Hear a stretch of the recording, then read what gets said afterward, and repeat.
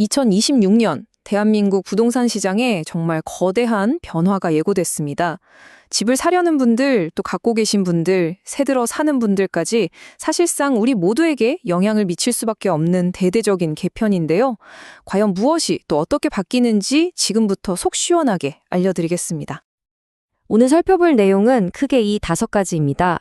첫째, 부동산 거래가 얼마나 투명해지는지. 둘째, 서민들을 위한 주거 지원은 뭐가 있는지. 셋째, 중요한 공급 문제죠. 도심주택 공급은 어떻게 활성화했는지. 넷째, 돈 문제, 금융과 세금의 변화. 그리고 마지막으로 이 모든 걸 정리하고 앞으로를 전망해 보겠습니다. 자, 그럼 본격적으로 시작해 볼까요? 이번 정부의 전략은요, 딱 2가지의 방향으로 움직인다고 보시면 돼요. 한쪽으로는 투기 같은 과열된 수요는 꽉 잡고, 다른 한쪽으로는 공급을 늘리면서 정말 집이 필요한 실수요자는 돕는 이른바 투트랙 전략인 거죠. 이 한 문장이 이번 변화의 핵심을 보여줍니다. 그냥 몇 가지 규칙을 살짝 손보는 수준이 절대 아니에요. 거래, 대출, 세금까지 말 그대로 부동산 시장의 판을 완전히 새로 짜는 작업이라고 생각하시면 됩니다.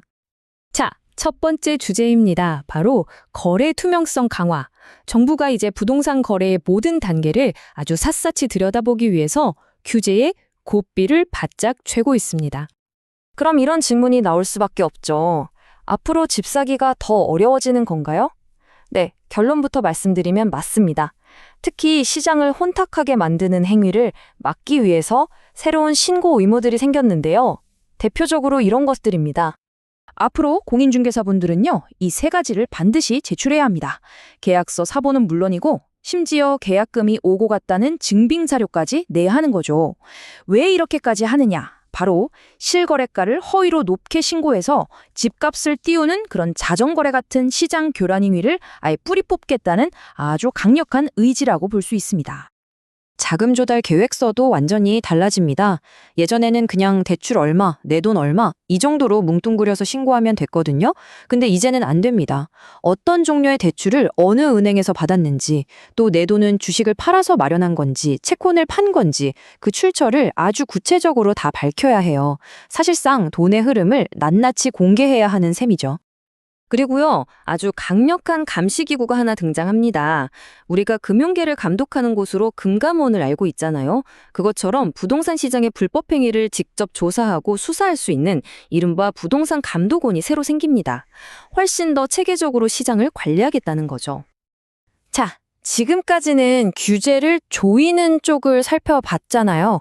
근데 이번 정책에는 또 다른 아주 중요한 축이 있습니다. 바로 우리 같은 일반 서민들의 주거 부담을 덜어주는 지원책들인데요. 이쪽은 오히려 혜택이 더 늘어납니다. 연간 1,000만 원. 월세 사시는 분들이라면 이 숫자가 정말 크게 와닿으실 텐데요. 바로 월세 세액공제를 받을 수 있는 한도입니다. 이 금액까지는 세금 혜택을 받을 수 있다는 건데 더 중요한 건 뭐냐면요. 이 혜택을 받을 수 있는 사람들의 범위가 훨씬 더 넓어졌다는 점입니다. 그럼 구체적으로 누가 더 혜택을 받게 될까요? 예를 들어서 직장 때문에 어쩔 수 없이 따로 사는 주말 부부도 이제 각자 월세 공제를 받을 수 있게 됐고요. 또 다자녀 가구나 재건축 때문에 이사 가야 하는 세입자도 저금리 대출인 버팀목 전세자금 대출 지원 대상에 새로 포함됐습니다. 이렇게 지원의 사각지대를 꼼꼼하게 메워나가고 있는 거죠. 이제 공급 쪽으로 한번 넘어가 보겠습니다. 정부가 특히 낡은 저층 주거지들을 중심으로 도심 재개발의 속도를 내기 위해서 새로운 인센티브들을 내놓았어요. 이번 공급 전략에서 가장 중요한 키워드 중 하나가 바로 소규모 주택 정비 사업입니다. 이게 뭐냐면요. 대규모 아파트 단지처럼 한 번에 재개발하기는 어렵지만 낡아서 정비가 꼭 필요한 동네들 있잖아요. 그런 곳들을 좀 더 빠르고 유연하게 말 그대로 패스트 트랙으로 바꿀 수 있게 만든 제도라고 생각하시면 쉽습니다. 이 그래프를 보시면 변화가 한눈에 들어오죠? 사실 재개발 사업의 가장 큰 걸림돌이 초기 자금인데 이 대출 한도를 대폭 늘려준 겁니다. 특히 주목할 점은요. 이전에는 지원 대상이 아니었던 정말 초기 단계, 그러니까 추진위원회 단계부터 대출이 가능해졌다는 거예요. 사업을 시작하는 문턱 자체를 아주 크게 낮춰준 셈이죠. 자, 이제 가장 현실적인 문제죠. 돈 문제. 즉, 금융과 세금의 변화를 살펴보겠습니다. 이 부분은 대출 규제는 강화되고 또 중요한 세금 감면은 연장되는 내용이 섞여 있어서 정말 꼼꼼하게 보셔야 합니다. 주요 세금 혜택들이 언제까지 유지되는지 타임라인으로 정리해봤습니다. 여기서 우리가 주목해야 할 점은요, 다주택자 매물이 시장에 나오도록 유도하는 양도세 중과 유예는 2026년 5월까지로 비교적 짧게 연장된 반면에 세입자를 돕는 착한 임대인 세액공제나 내 집 마련을 위한 주택청약 관련 혜택은 2028년까지로 더 길게 연장됐다는 점이에요. 정책의 우선순위가 어디에 있는지 엿볼 수 있는 대목이죠. 하지만 세금 혜택과는 반대로 대출의 문턱은 더 높아집니다. 위험 가중치라는 말이 좀 어려운데요. 쉽게 말해서 은행이 주택담보대출을 이전보다 더 위험한 자산으로 취급하게 된다는 뜻이에요. 그럼 은행 입장에서는 대출해주기가 더 부담스러워지겠죠? 결국 은행들이 대출 심사를 더 깐깐하게 하도록 유도해서 가계부채가 너무 늘어나는 걸 막으려는 조치입니다. 자, 지금까지 살펴봤는데 정말 많은 것들이 바뀌죠.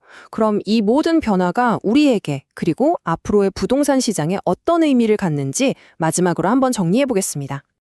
핵심만 다시 짚어보면 정부의 방향성은 아주 명확해 보입니다. 다주택자에 대한 규제 완화는 2026년까지라는 시한을 둬서 시장에 매물이 나오도록 압박하는 한편 서민과 실수요자를 위한 지원책은 2028년, 길게는 2030년까지로 더 넉넉하게 가져가면서 주거 안정을 꾀하는 바로 그 투트랙 전략이 여기서도 다시 한번 확인되는 겁니다. 한 전문가의 분석이 이 모든 상황을 한마디로 딱 요약해 줍니다. 2026년은 그야말로 대한민국 부동산 시장의 거대한 전환점이 될 거라는 거죠. 거래, 금융, 세금이라는 세 개의 톱니바퀴가 동시에 맞물려 돌아가기 시작하는 첫 해가 될 겁니다. 이렇게 전방위적으로 바뀌는 부동산 제도 속에서 여러분은 어떤 계획을 세우고 계신가요? 이번 변화가 나의 주거 계획이나 투자 전략에 어떤 영향을 미칠지 지금부터 깊이 고민해 봐야 할 시점인 것 같습니다.